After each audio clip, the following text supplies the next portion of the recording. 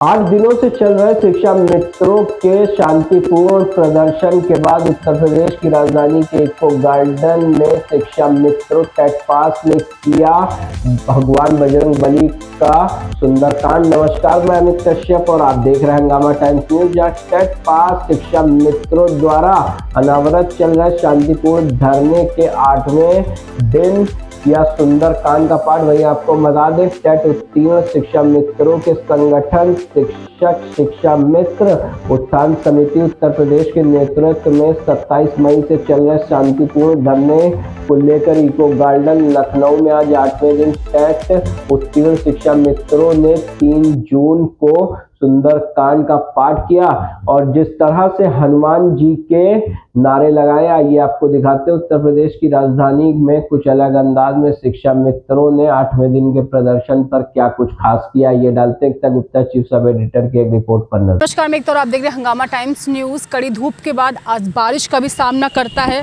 शिक्षा मित्र और लंबा वक्त बीता जा रहा है। लंबे दिनों के साथ संघर्ष की वो लड़ाई आज भी जारी है।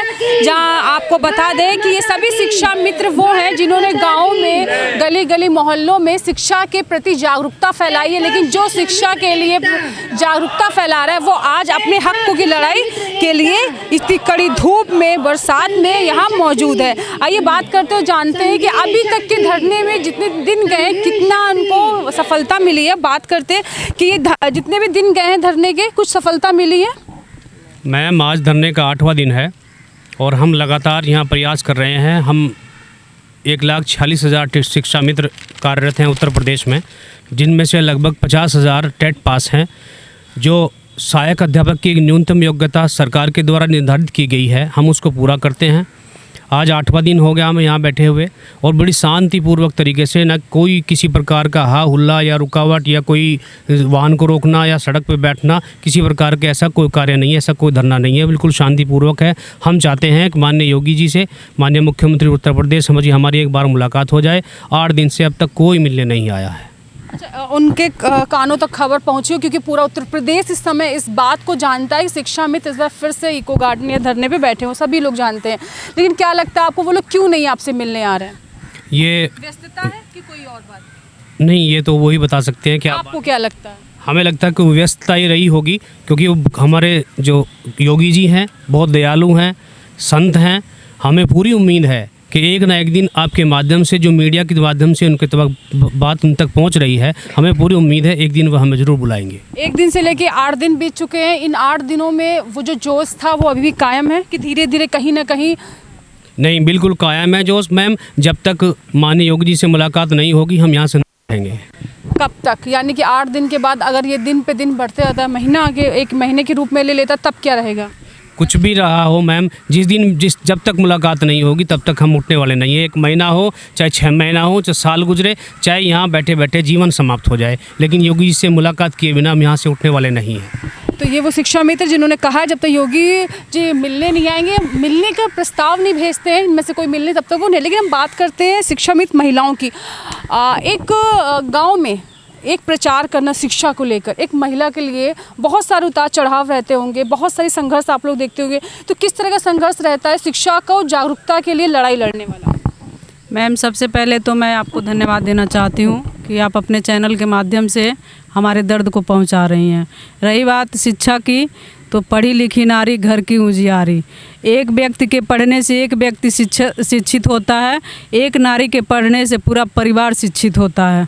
और आज धरने का 8वां दिन है और हम लगातार शांतिपूर्ण धरना कर रहे हैं और हमारी मांग यही है योगी जी से कि हम जितनी अर्हताएँ पूरी कर रहे हैं। ये B.Ed BTC 2 वर्षीय BTC किए हैं, टेट सीटेट किए हैं, 1 बार नहीं 4-4 5-5 बार किए हैं। हमारी विनती है उनसे कि हमारे भाई बहनों को न्याय दें, हमको पूर्ण रूप से शिक्षक बनाएं, क्योंकि हम लगातार उतना ही काम करते हैं। स्कूलों में हमें 10,000 मिलता है और 10,000 से हमारा गुजारा नहीं होता है। हमारे बच्चे नहीं पढ़ पा रहे हैं, हमारे माँ बाप की दवा नहीं हो पा रही है। सीतापुर से। सीतापुर से अलग अलग जिलों से यहाँ लोग मौजूद हैं। तो अच्छा, शिक्षा मित्र के लिए जो काम है, जैसे जो शिक्षा को लेके प्रचार प्रसार, लेकिन बहुत काम ये भी रहता है कि जो शिक्षा के लिए लड़ रहे हैं वो आज धरने पे बैठे हैं। तो आपको क्या लगता है, जब आप लौटते हो, गाँव जाते हो, पता चलता है जब काम पे लौटते हो कि आपको अपनी मांगे नहीं मिल पा रही हैं, अपनी चीज़ों के लिए संघर्ष करो, तो हमें शिक्षा क्या दे रहे हो? तो वहाँ पर सामना करना पड़ता है आप लोगों को? हाँ, बहुत बार ऐसा होता है, क्योंकि उन लोगों को तक यही लगता है कि अभी तक ये सब सिर्फ इंटर पास हैं, ये लोग क्या पढ़ाएंगे, क्या करेंगे। जब समायोजन भी हुआ उसके बाद भी यही था, अरे इन लोगों का कैसे हो गया। जब से ये हम लोगों ने ये चीज़ नहीं निकाली कि हम लोग टेट पास हैं, क्योंकि अभी तक तो इधर उधर लोगों को पता ही नहीं था, अरे ये तो सिर्फ टेट पास नहीं है, ये तो सिर्फ इंटर है, ग्रेजुएशन ऐसे ही हो गया होगा, प्राइवेट ऐसे ही हो गया, मेरे बच्चों को क्या पढ़ाएंगे। लेकिन जिस दिन से उन्होंने ये देखा कि हाँ ये सब टेट पास हैं, तो पास किया है, तो उसके बराबर बैठी हुई हैं। इन दीदी जी को तो बहुत कम मिलता है, क्योंकि हम लोग तो उसी गांव से हैं, तो हम लोग बच्चों के लिए जितना भी भार बढ़ाने के लिए स्कूल घर घर जाना, तो तुरंत चले आते हैं, हाँ ठीक है, तो बहुत अच्छा पढ़ाती हैं।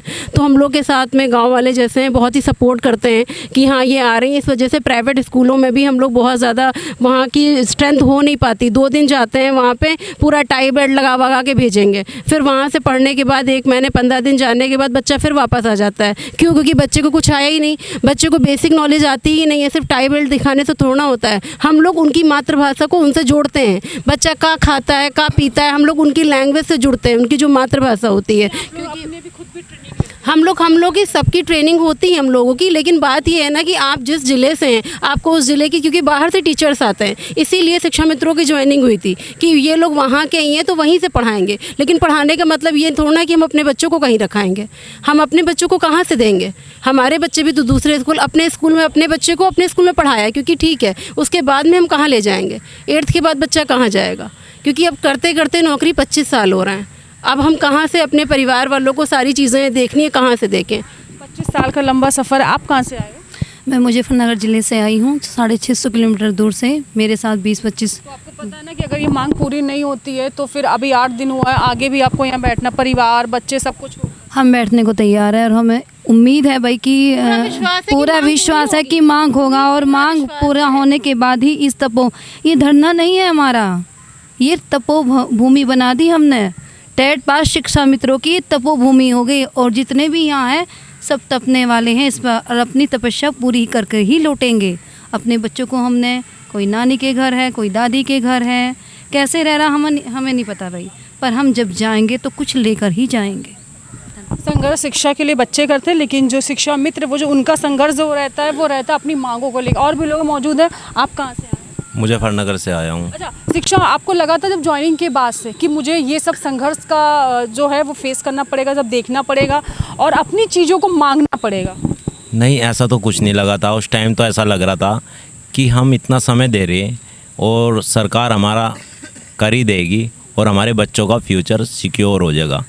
लेकिन धीरे धीरे समय बीतता गया और आज हमारी हालत सबसे ख़राब है।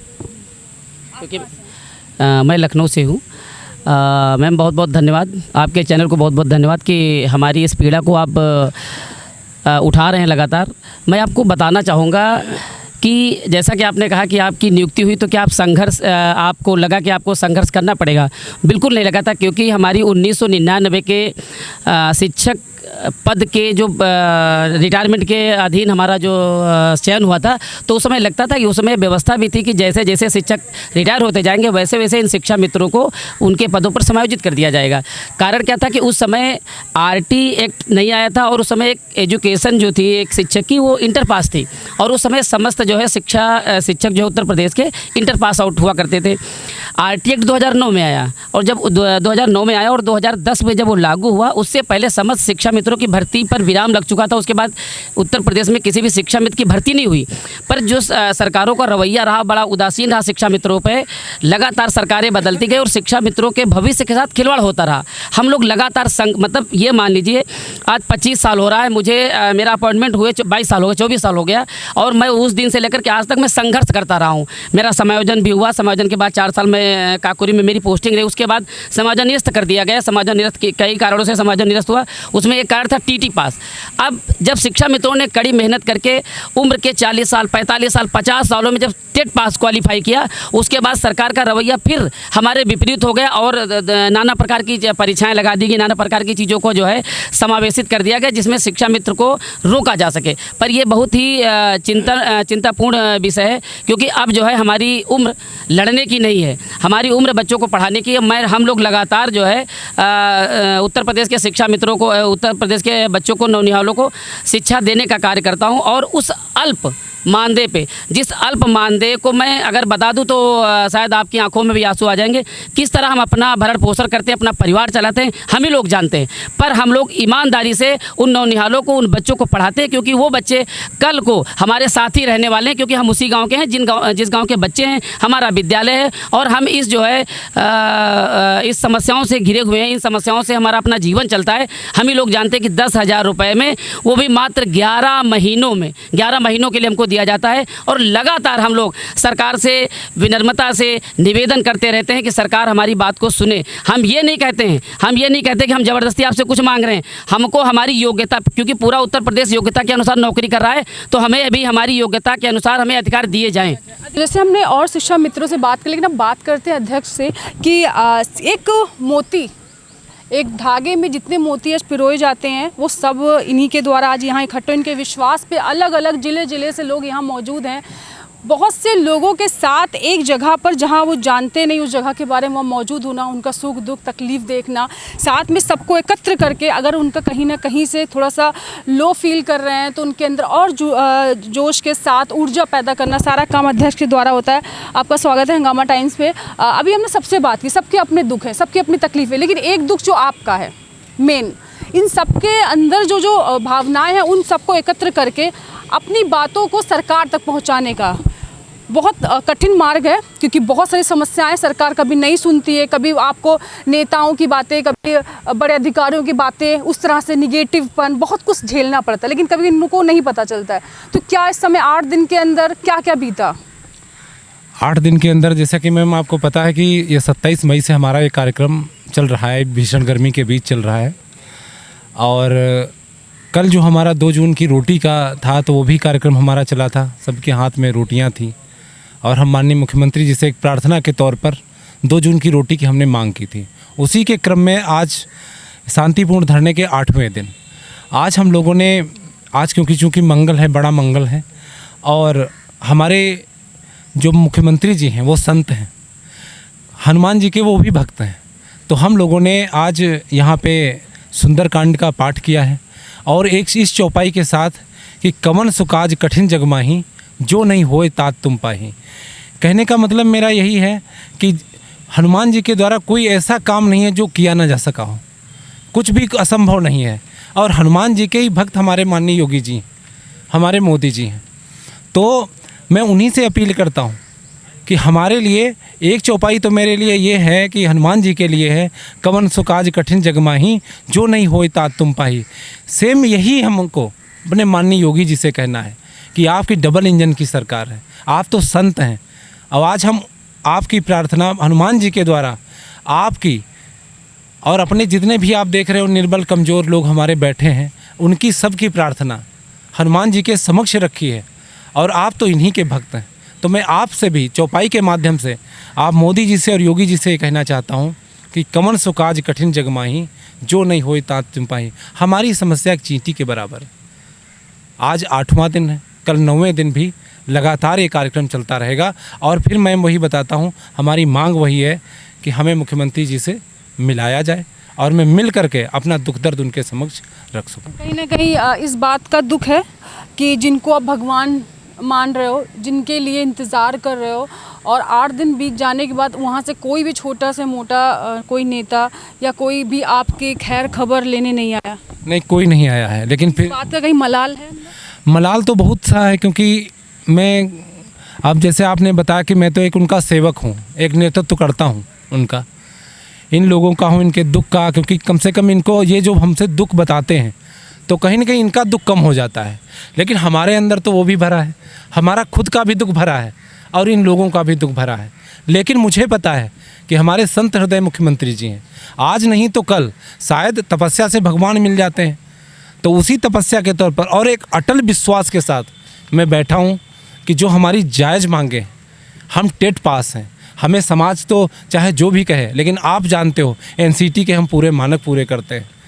आप हमें आज चाहो तो आज हमें अध्यापक का दर्जा दे सकते हो, क्योंकि तुम्ही ने उत्तराखंड में किया है, तुम्हारी सरकार ने हिमाचल में किया है, तो आप उत्तर प्रदेश में भी आप ये कृपा करो महाराज। सरकार की लड़ाई है। जो यहाँ मौजूद सभी लोग हैं, अलग अलग जिलों से आए हैं, वो शिक्षा मित्र हैं जो शिक्षा के बढ़ावे के लिए, बच्चों को शिक्षा के प्रति जागरूक करने के लिए काम करते हैं। ये सरकार के वो लोग हैं जिनकी भर्ती उनके द्वारा हुई है। जो जो उतार चढ़ाव आए हैं उन्होंने वो फेस किए हैं, लेकिन अब कुछ लोग ही 25 साल हो गया, कुछ लोग इतने साल हो गया, वो जो अपना काम कर रहे थे वो कर नहीं पा रहे, क्योंकि जो मानदेय उन्हें चाहिए, जितना काम होता है उससे कहीं ज़्यादा इनसे मतलब मानदेय उस पर काम जो उनका हो रहा है वो कहीं बहुत कम है। और मानदेय की मात्रा जो देखी जाए, उन्होंने बताया कि उसमें 10,000 रुपये में घर नहीं चलता और काम के छुट्टियां भी नहीं मिल रही उस तरह से। जो उनके ऊपर बर्डन है पूरे गांव के बच्चों को पढ़ाने का, लिखाने का, तैयार करके माता पिता को मोटिवेट करने का, आप आओ भाई बच्चों को भेजो, बच्चों को मोटिवेट करने का कि आप बच्चों पढ़ो। तो ये सारा जो फेस करना पड़ता है वो यही शिक्षा मित्र है, जो अपनी कुछ मांगों को लेकर यहाँ बैठे हुए भी शांतिपूर्ण इनका धरना चल रहा है। और ये 8 दिन कंप्लीट हो चुका है इनको यहाँ आए हुए, अलग अलग जिलों से लोग आए हुए हैं। तो अभी तक की मैं सारी खबर आपको दिखाई, शिक्षा मित्रों ने किस तरह से अपनी बात रखी है, सिर्फ योगी सरकार से मिलने की गुहार लगा रहे और उन्हें कुछ नहीं चाहिए। तो बने रही हंगामा टाइम्स से, मैं एकता आपसे इजाज़त लेना चाहती हूँ। नमस्कार। योगी मोदी न्याय करो, न्याय करो, न्याय करो। योगी मोदी न्याय करो, हेलो, योगी मोदी न्याय करो, न्याय करो, न्याय करो। आवाज दो, हम एक हैं। शिक्षा मित्र एकता जिंदाबाद, जिंदाबाद। शिक्षा मित्र एकता जिंदाबाद, जिंदाबाद। योगी मोदी न्याय दो, न्याय दो, न्याय दो। योगी मोदी न्याय दो, न्याय दो, न्याय दो। योगी मोदी न्याय दो, न्याय दो, न्याय दो। शिक्षा मित्र एकता जिंदाबाद, जिंदाबाद, जिंदाबाद। शिक्षा मित्र एकता जिंदाबाद, जिंदाबाद, जिंदाबाद।